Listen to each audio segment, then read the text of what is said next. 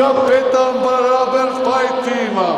On je iz Osijeka i on je Luka Šumeć!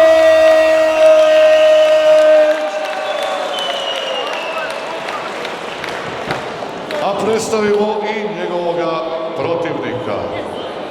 Ima 27 godina i težak je 84 kg, visok je 181 cm.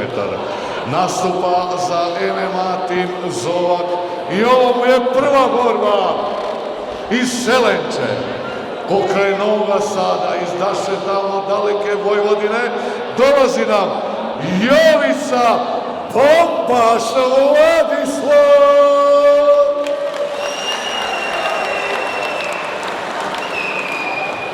Sudac i ovoga meča je Cuki.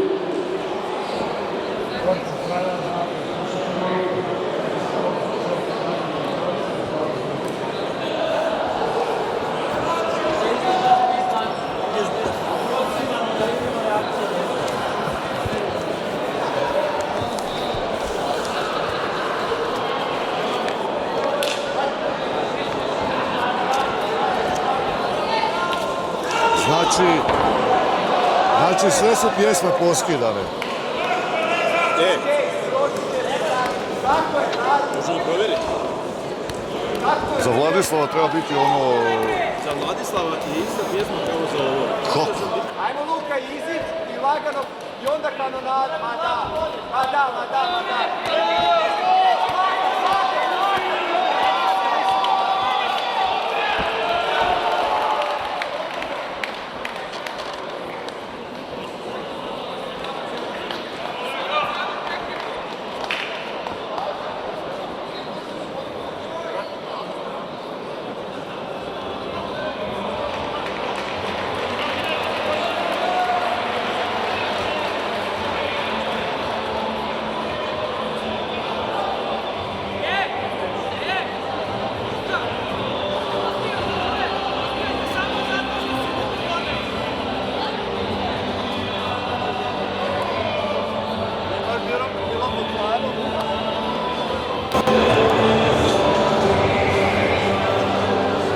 Nisam vidio, Luka. Granden Pound, da, Luka.